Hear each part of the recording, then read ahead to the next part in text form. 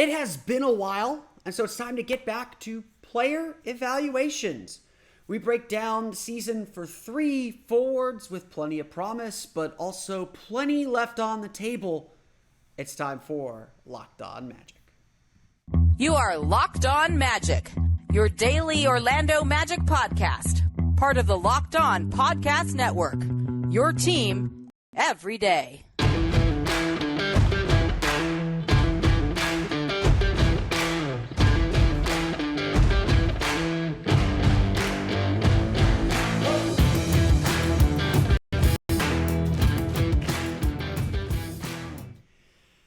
And you are indeed Locked On Magic. Today is May 8th, 2023. My name is Philip Rossman-Reich. I'm the expert insight editor over at OrlandoMagicDaily.com. You can follow me on Twitter at PhilipRR_OMD. On today's episode of Locked On Magic, we're going to dive into the season of 3 forwards who have plenty of talent. We've seen them play plenty well throughout the course of their seasons and even their careers, but left a lot on the table and leaves a big question for the position as a whole. So we're going to talk about the role that might be open coming up here in just a moment. But first, we want to thank you again for making Locked On Magic part of your day every day, no matter when you listen to us, whether it's first thing in the morning, whether it's right when we upload. We truly appreciate you making Locked On Magic part of your day every day. Remember, there's a great Locked On podcast covering every single team in the NBA. Just search for Locked On and the team you're looking for, the Locked On Podcast Network. It's your team every day. If you can't guess by now, we are talking about the backup forward position. The way this Magic roster, and we'll dive a little bit deeper into needs and what we actually anticipate the Orlando Magic are going to attempt to do and attempt to build this offseason, this season, in over the course of the next few weeks, and we'll have some fun with that even this week actually. But no position probably has more potential on this roster than the forward spot. Now, obviously, Paolo Banchero, Franz Wagner are your top 2 guys, are guys that this team feels like they can build around. But behind them, there is almost nothing but question marks. And so, we've been talking a lot about the draft in our daily spin. We're going to skip the daily spin today. We'll focus a little bit more on the draft tomorrow. But every time we focus on the draft, we seem to come to 2 distinct needs. One is a shooter. Shooting is great. We love shooting. We want shooting. We need shooting. We desperately need shooting. And the second is a backup 4, to be perfectly honest. And that's because, quite frankly, as talented and as promising as the guys on this roster are that would fill that spot, they're just unreliable. And obviously, so much of this starts with Jonathan Isaac. There was, of course, the I don't even want to call it a rumor. It was just I guess a hypothetical. Eric Pincus of Bleacher Report in ranking or noting the top power forwards, the top forwards entering free agency, noted that the Magic, yes, could waive Jonathan Isaac. His contract is non-guaranteed, and set him loose upon free agency. This, of course, is not what we expect to happen. As much as everyone's kind of over on Jonathan Isaac, and yes, the adductor strain that required surgery, or the adductor injury that required surgery, was certainly a major setback. It's also still abundantly clear how good he can be when he is on the floor. And so the question, as always, is Jonathan Isaac going to be on the floor? This season, Isaac played in only 11 games. Hardly enough to draw too many conclusions. 11.3 minutes per game in those games because, of course, he hadn't played in 3 years, and the Magic were carefully watching his minutes. He averaged 5 points per game, shot 41.5% from the floor, 40% from 3, with 4 rebounds per game, and for good measure, 1.3 steals and 0.4 blocks per game as well.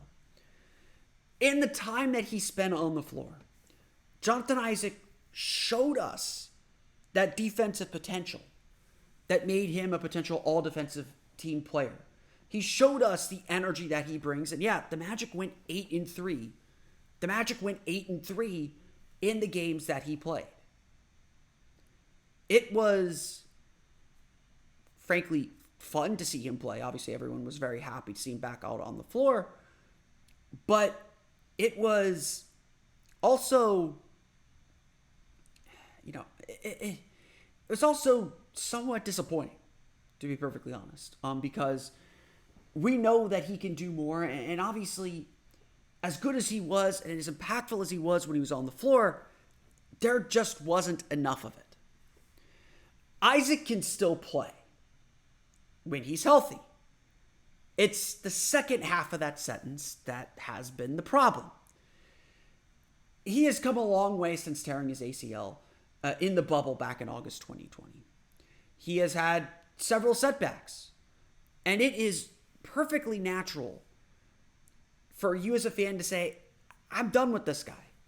He was the number one question that I got from other media, from fans, from everyone.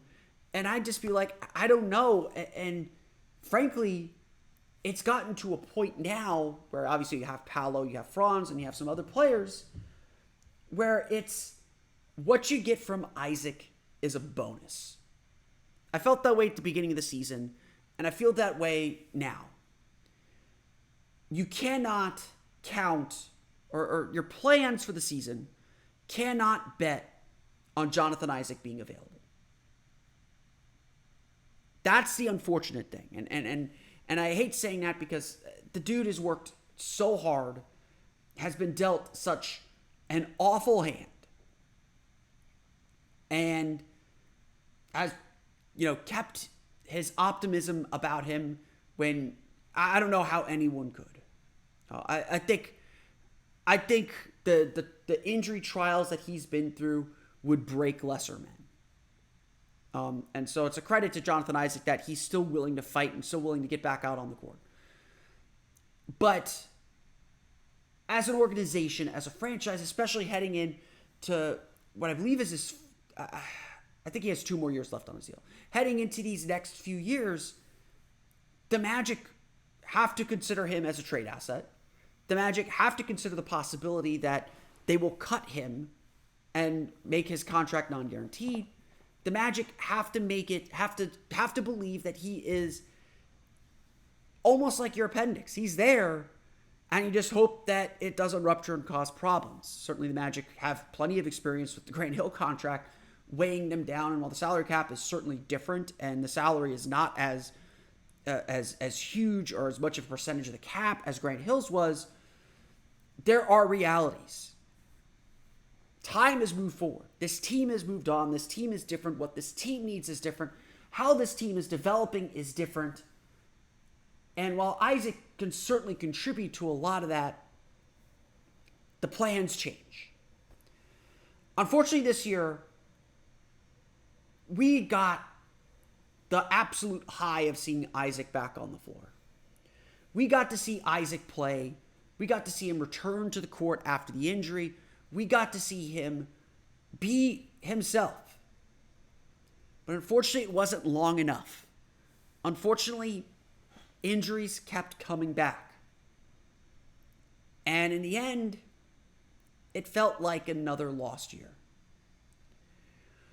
What will Jonathan Isaac look like when training camp begins? Well, he said that he was set to be full go during exit interviews. It certainly does sound like Isaac is going to be done with the rehab process from his surgery pretty early and be able to focus on himself and getting better and building himself up for the season. We will get to know, and we will know a whole lot more in training camp. I don't expect Jonathan Isaac to go anywhere. He is going to be on this team next year. The question is, what role will he play? And what will the Magic be able to count on him? Because at the end of the day, he's played 11 games since August 2020. That's not a lot. that's a staggeringly low amount.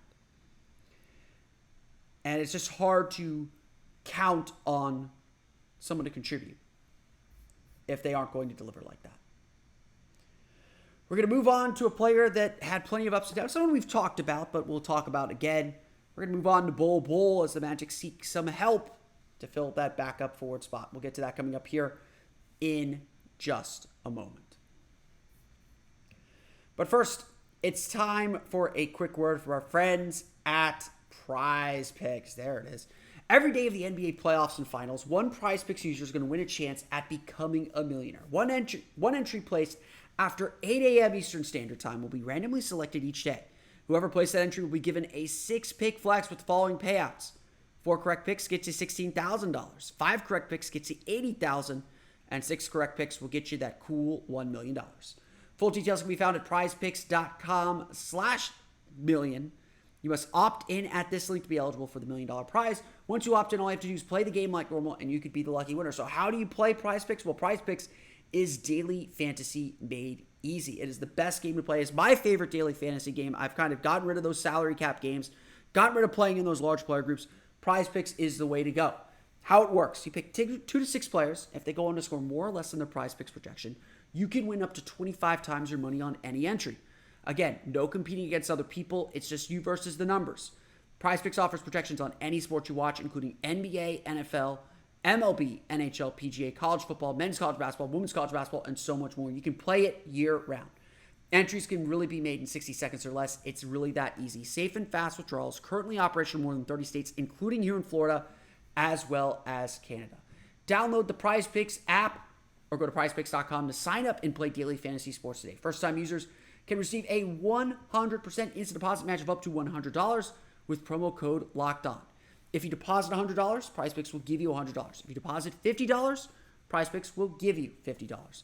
Don't forget to enter promo code LOCKEDON and sign up for an instant deposit match of up to $100 today.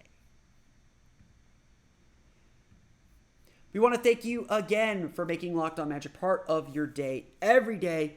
We're going to be going through some player evaluations, trying to burn off a couple here today. We're going to be talking about the backup forward spot. Tomorrow, we are going to talk about the draft. Our community mock draft project on OrlandoMagicDaily.com is over. We'll have the final results. Talk a little bit about what I learned, about what you guys are thinking, and what the Magic might be thinking when we get to draft coverage. We're going to talk about all that on tomorrow's episode of Locked On Magic. But let's move on to someone who actually did play a little bit. Because, again, this forward spot, we talked, the point guard spot obviously got crushed by injuries early in the season. The whole reason why the Magic struggled, the whole reason why the Magic weren't able to the whole reason the Magic found themselves in that 5-20 hole is because they didn't have point guards. But by the end of the season, I think a lot of us feel that the forward spot is probably, skill-wise shooting is what we need. But the forward spot's probably the weakest spot on the roster. I mean, at least even Goga Batadze and Mo Wagner are serviceable backup centers. I think that area needs an upgrade too this summer. But backup forward has so many questions. And obviously it starts with Jonathan Isaac because he is the player with the most potential, the player with the most invested in him, the player who has the most question marks. But so many other questions came up throughout the course of the season. And of course, the guy who held down the spot and the guy who, both gave the Magic something unique, but also left them with a lot of questions was Bol Bol. Bol Bol had a breakout season. No getting around this. Averaged 9.1 points per game, played in 70 games, shot 54.6% from floor, although just 26.5% from beyond the arc, 5.8 rebounds per game, 1.2 blocks per game. He was everywhere. And there was certainly a time early in the season when he played some of his best basketball, when he had the freedom to go out there and just go. And look, you almost have to treat this season as Bol Bol's rookie year. He did not play in Denver. He did not get much opportunity to play. Denver didn't have the time to let him make mistakes. And early on in the season, Orlando did. He could turn the ball over. He could try and force his way to the basket. He had the freedom to make these errors and to try and learn by doing. And that's something Denver was never going to be able to give him. And so, from that perspective, Bol Bol is certainly not someone to give up on. He showed that he can score in bunches, that he can hit the outside shot, that in transition he is darn near unstoppable because nobody knows what to do with a 7-foot guy That's that nimble and that mobile coming right at you. That's the truth. Bol Bol was simply a unicorn. for the lack of a better way to phrase it, Bol Bol was a unicorn. But obviously that didn't last. The Magic knew there were flaws and holes in his game. He turned the ball over a lot. He looked for his own shot a lot. He wasn't much of a passer. Defenses knew once you got him in the half court, it's a long way up from the floor to his hand. And that made it tough for him to drive, especially in traffic and in space. And that's going to be something that's going to be tough for him to get better at. And slowly but surely, his role was reduced. When Marco Fultz and Cole Anthony came back, when Jalen Suggs came back, when Gary Harris came back, the Magic were pretty set with their rotations and their play and their lineup now. They moved Bol Bol to the bench. On top of this, the Magic started winning a little bit more. The pressure started to grow a little bit more. Mistakes were costly. Mistakes mattered. And all of a sudden, not that the Magic were the Nuggets, they certainly could let Bol Bol go out there, but they couldn't let him make as many of the mistakes as he was making earlier in the season. They couldn't let him learn as much from experience as he was earlier in the season. And his poor defensive awareness, as much as he's a great shot blocker coming from the weak side, he'd lose track of players in the corner. And the Magic ran into one of the same problems that Denver did in the end. What position does he play? Because your position in the NBA isn't about where you play on offense. Clearly, Bol Bol can go anywhere on offense. Your position in the NBA is who can you defend? And ultimately, that is the question for Bol Bol. Because while he is great at taking up space offensively, he is not great in space defensively. Teams could isolate him. They could isolate him off the ball with a cutter or a mover going to the basket or going to the corner to shoot a three.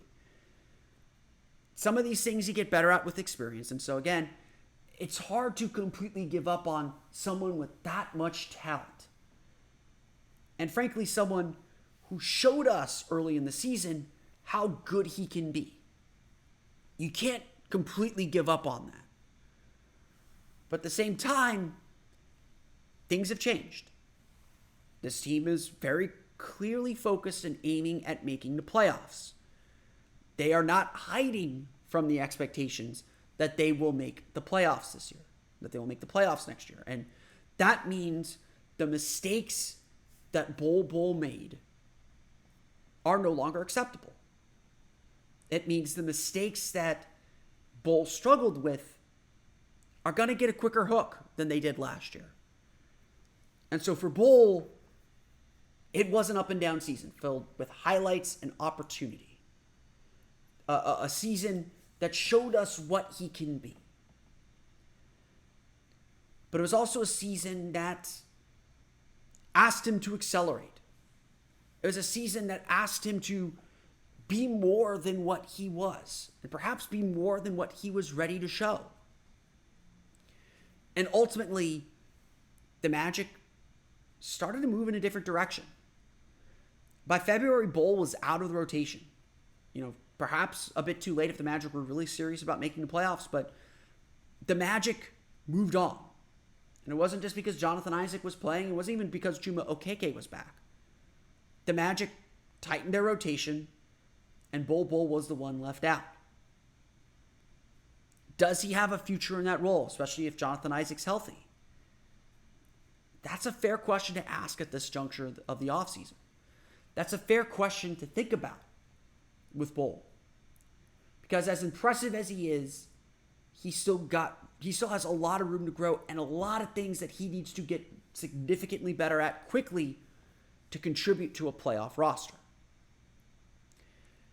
It's like Jonathan Isaac, I think it's hard to give up on Bol Bol.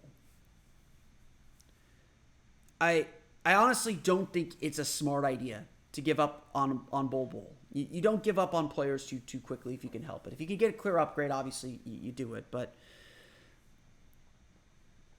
Bol Bol earned a second look. He earned an opportunity, certainly in his first season actually playing, to work on his game in the summer and see what he comes back. See if he comes back a better player. See if this experience made him better. But look, that's now 2 backup forwards who have a lot of questions about him. And 2 backup forwards that I don't think the Magic should rely on. There's one more forward that fits the bill, and he's the one that's been most left out of the shuffle. We'll talk about Chuma Okeke's season, plus what the Magic do with that backup forward position with so many question marks. We'll get to that coming up here in just a moment. The story for Chuma Okeke is one of injuries. Plain and simple. Torn ACL in college and ended his Final Four run. The bone bruise his rookie year. So many injuries just over and over and over and over again. And unfortunately, that was the story again for Chuma Okeke this year. He played the first 15 or so games, missed the next 50, and never really got into rhythm. By the time he came back, the Magic's rotations were already set, and with Caleb Houston, with Bol Bol, with Jonathan Isaac. It was hard to reinsert Okeke back into the lineup. He ended up playing in only 27 games this year, averaging 19.2 minutes per game, scored 4.7 points per game, shot 35.2% from floor, 30.2% from beyond the arc. And this is the unfortunate thing about Chuma Okeke. As exciting and interesting as he is as a defender, someone who's disruptive, who's able to keep guys in front of him, be a really pesky defender, he hasn't gotten the three-point shot down. And that was always the thing that was going to keep him in the league and make him a valuable player. That's what the Magic drafted him to do, to be a floor spacer. And while early on in his career, his first year with Steve Clifford, the Magic mixed in some post-ups and used his size a little bit better. Under Jamal Mosley, rightly or wrongly, and I would argue wrongly, I think this has been a mishit on their part, they've turned Chuma Okeke almost exclusively into a three-point shooter. And that has been a failure. He's shooting in the low 30s in three-point percentage the last 2 years. It doesn't seem to be getting better. And as Okeke enters the final year of his rookie contract, not only does he have the injury history that's kept him from breaking through and being a more impactful player, Okeke also hasn't delivered when he's played. Again, it's hard to judge anything from this season from Okeke. The most interesting stat about Okeke, after Okeke's injury knocked him out of the lineup, and he was out until February, Okeke did not play consecutive games until the very end of the season. Those final 3 games of the season, the Magic were resting their starters. This is a guy that was just simply out of the rotation, and any opportunity he got to show himself, either he didn't take advantage of it, and I certainly would say he didn't, or it was simply a cameo. And to me, that is a sign that the Magic are likely moving on. It is, look, Okeke could come back, could look a lot better, could be healthy, could give all these things. If. But Okeke is also entering the final year of his rookie contract. He is not getting an extension, to say the least. Restricted free agency seems to be probably not. Because again, Jonathan Isaac and Bol Bol are ahead of him on the depth chart with all the questions that they have. And Okeke is the one that is lost in the shuffle. Quite simply, and I hate to say this, because I like Chuma, everyone in that locker room loves Chuma, he hasn't delivered on the promise. And it's hard to point to what his NBA skill is. Look, he is a great defender. He is a fantastic defender. He uses his body well, He uses his physicality well. He gets deflections. He gets steals. He defends really, really well. But that's not enough. Certainly not on a team that has other highly skilled defenders on it. Okeke is just too deep on the depth chart to draw any conclusions about. Except that he's probably the one that's going to get lost in the shuffle. As you can tell, there are a lot of questions about this backup forward spot for the Orlando Magic. Obviously, Paolo Banchero, Franz Wagner are your two starters. Caleb Houston is probably still hanging around there somewhere. The Magic certainly still believe in him, and he's one of the youngest players in the draft, and I think they're going to give him his opportunity. But after that, this is an area that is ripe to add players. In the draft, that could be Taylor Hendricks, that could be Jarris Walker, that could even be Derek Lively if they're looking to go with a center. It could be, Cam Whitmore can play a little. He's undersized to play the 4, but he could play a little bit of 4. It could be G.G. Jackson. There are some forward options available in this year's draft. It could mean going out into free agency and finding one. Whether, Max Strus is a name that's come up in some Magic circles as a potential backup forward. But very clearly, these are 3 players. These are 3 key, in Isaac and Bol's case, rotation players for this team last year that have a lot of questions about them.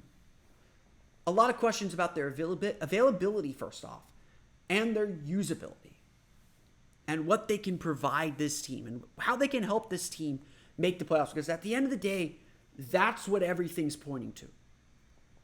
Everything is pointing toward the postseason.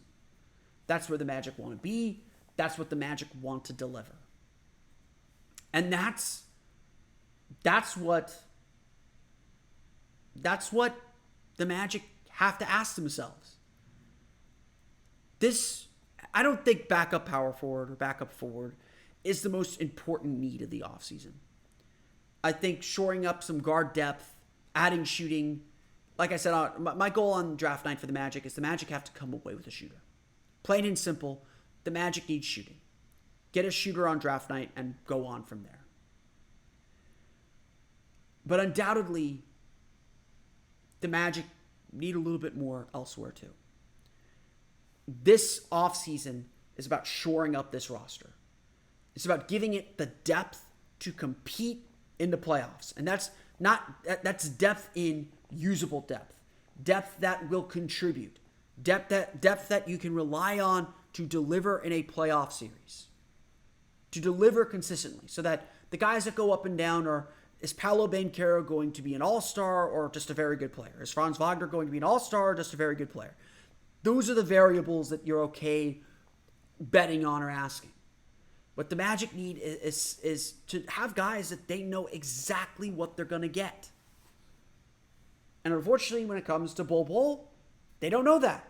When it comes to Jonathan Isaac, they don't know that. And at this backup forward position, as solid as the starters are, there's a lot missing from the Orlando Magic.